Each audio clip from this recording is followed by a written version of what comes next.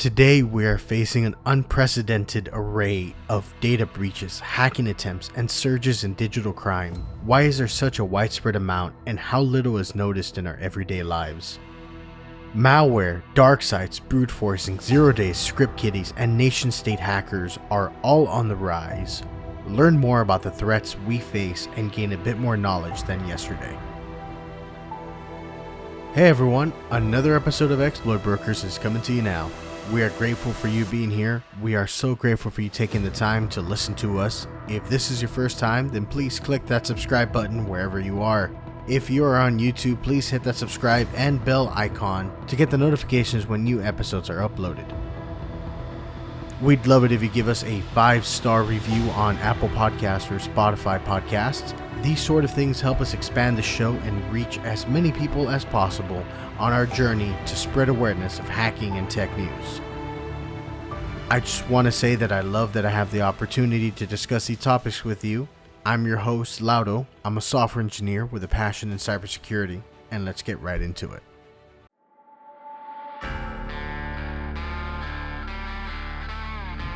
Hey Minecraft players, if you're into modding, you're going to want to tune in. So, in an article by Malware Labs, a new vulnerability known as BleedingPipe has been found. The bug allows for remote code execution, or RCE, on both servers and clients. The bug occurs when a hacker sends a specially crafted payload to take over the server. The bug is found within the deserialization class in Java that's used to exchange network packets between servers and clients. The bug has been exploited as lately as July 9, 2023.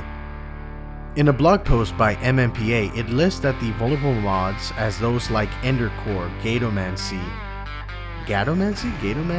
you tell me, logistics pipes with versions older than 0.10.0.71 and a few other mods. MMPA has released a mod to help protect servers and clients by adding filtering on the network going to the vulnerable parts of the code. So let's first talk about what's happening, and let's talk about it more from a code perspective. Deserialization and serialization are ways to transfer data from one place to another. So let's say you have a player whose health dropped a bit. The server can send out that information by serializing a data packet and sending it out. This then requires the receiver to deserialize the packet and interpret what is needed to be done to update. This is a common functionality that exists in all kinds of apps that communicate between clients, servers, and other programs. My big concern here is twofold. One is the person or company that maintains the mods. They must be aware of and have time and effort available to fix the vulnerability. Secondly is the maintainer of the server. The server admin and or owner must have time and effort available, as well as the insight to update the affected mods. You can't fix what you don't know needs fixing. If you know someone who maintains mods or maintains servers, then you should share my content with them so we can help raise awareness. In the meantime, you should go and look at Pipe Blocker mod by MMPA to help start protecting yourself sooner rather than later. So, the apt or Advanced Persistent Threat actor BlueCharlie is attempting to evade detection by swapping out their old infrastructures such as domains out for 94 new domains. BlueCharlie is a Russian espionage APT actor. They also go by Callisto, CoalDriver, Cyborgium, and Star Blizzard, and have been active since about 2017. They target governments, defense, education, and political organizations, and have also targeted non-government organizations, journalists, and think tanks. Recently, researchers began to map out BlueCharlie's campaign. The impact on the Russian-Ukraine war broke down Charlie's infrastructures and attributed a specific person that is thought to be leading BlueCharlie's actions. An anonymous analyst from Recorded Futures InSec revealed some insights into how BlueCharlie used a tool known as EvoJinx. That's with a G, not a J. The attacker took advantage of EvoJinx's ability to conduct a man-in-the-middle attack. The framework allows an attacker to append a legitimate-looking domain URL to the end of a phishing domain. So, an example would be something like http://phishingdomain.com/sso.legitimate.gov, where an unaware user may see the sso.legitimate.gov URL and assume it's an authentic website instead of appending to a domain controlled by the attacker. For those who may not be aware, SSO usually stands for single sign-on, which a lot of organizations use so that way you'd log in with one set of credentials. However, their new domains now appear to be combining two random IT-related terms and not currently appending legitimate URLs at the end of their phishing domains. An example of the new domain structure given would be something like storage-gateway.com. Doesn't really mean anything, just kind of jumbled together, and no longer appended to a legitimate domain in efforts to appear real. The change is predicted to be because of their old infrastructure being exposed, but it's not uncommon for apt actors to change up strategy when their main strategy is exposed and is being actively looked for. So, I've talked about the article, but what does that mean, right? An apt actor is a way to identify activities by some malicious cyber group. In this case, the apt actor is a Russian-affiliated actor that is conducting hack and leak-oriented attacks. In other words, they want to pull all the secrets out and throw it out into the open.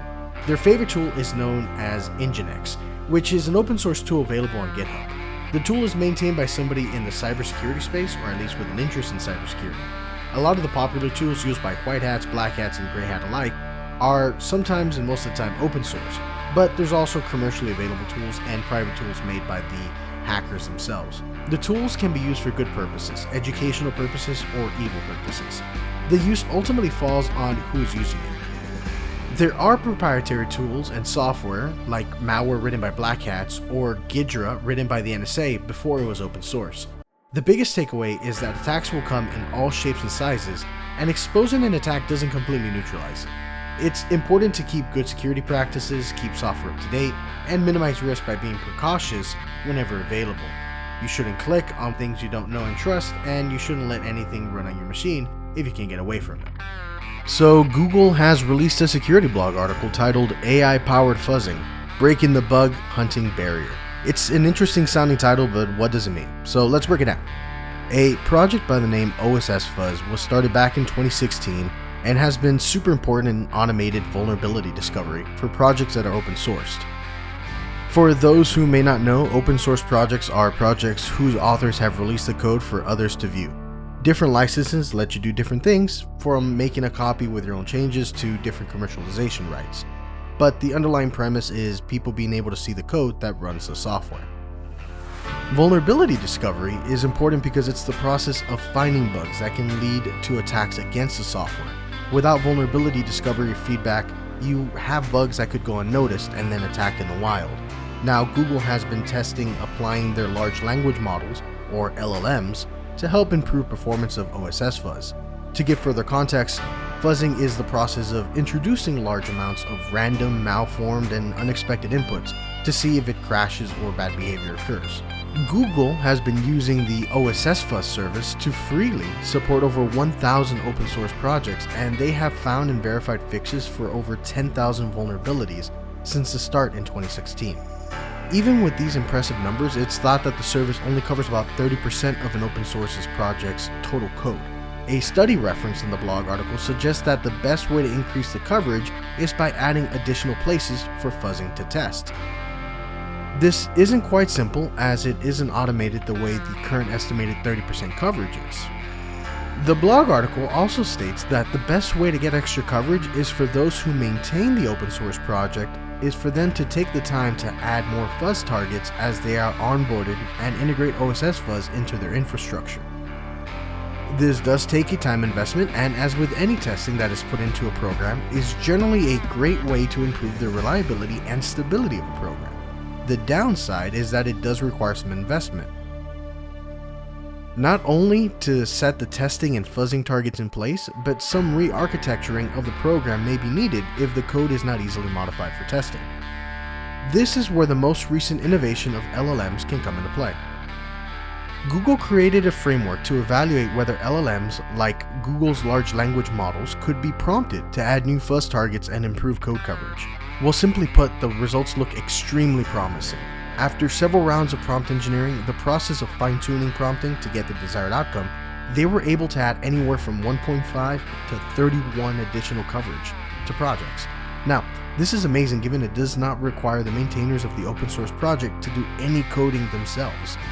Now, this is only the early stages and more research is still to come, but this is exciting for fuzz-oriented bug hunting. As well, the Google blog notes that their long-term goals, which include extending support to other language ecosystems beyond C and C++ to languages like Java and Python.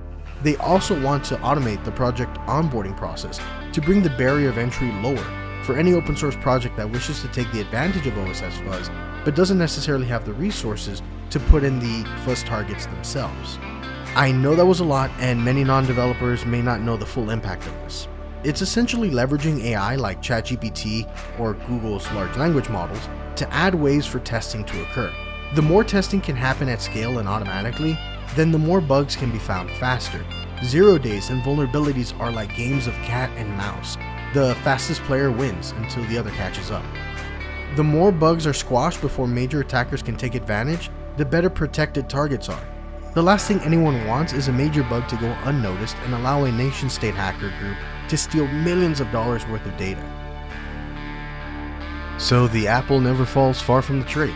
A new variant of XLoader malware has been discovered. XLoader is a macOS malware that is hiding itself as Office Note, a productivity app. The new version of XLoader is bundled inside an Apple disk image or DMG file.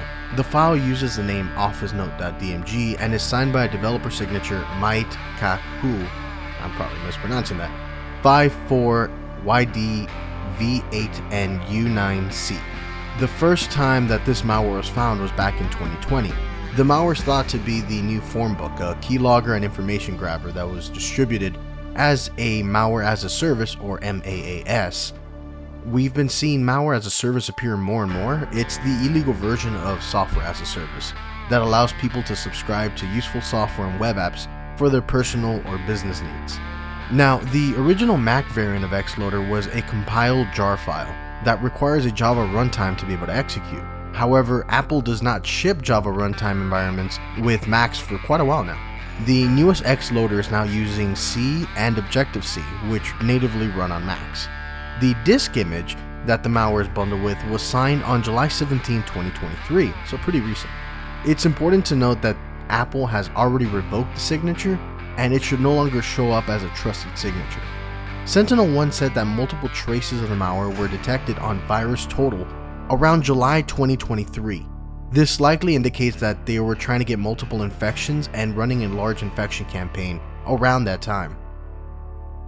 Now, researchers found advertisements for the Mac variant of the malware for $199 a month or 3 months at $299. This is going back to the malware as a service. The researchers noted that this is significantly more expensive than the Windows version, which are normally sold for $59 a month or $129 for 3 months. Now, the malware itself is designed to steal clipboard data and information stored in common web browser directories like Firefox and Chrome. So far, it does not appear to be targeted, however. As well, the malware is using sleep commands to avoid raising red flags, which could lead to being detected.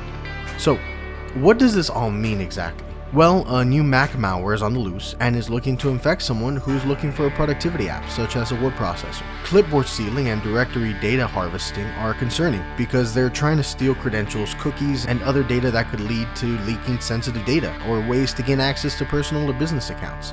This is especially concerning since the malware appears to create a persistent process in the Mac operating system through a launch agent. Launch agents are legitimate ways for developers who need persistent processes to run, such as a background service for a user's application. Most operating systems provide ways to have something known as daemons running. A daemon is a background process that handles requests for an application but does not require the user to have a window up, like when you're actively using a web browser. This is useful for things like web servers and remote tools, since you don't want to have to leave a window open to have these things running. Keep a lookout for any apps known as Office Note for the Mac users out there. Only install software from trusted sources, and always be careful what you download and what you install. Hey guys, thank you for listening to this episode of Exploit Brokers. Please consider subscribing and clicking the bell notification to get updated when new episodes are published. As well, share us with others to help us get noticed by others so we can spread awareness of the cyber threats we face today. The digital world will continue to evolve, and whether hacking news, breaches, malware, AI, or a myriad of other issues arise, Exploit Brokers will be here to help shine some light on it. Now, while this may seem daunting, our mission is to serve as your beacon to help lighten up the dark corners of the cyber world and be a source of knowledge for those willing to join us. Information is our strongest ally, and together we form our strongest shield.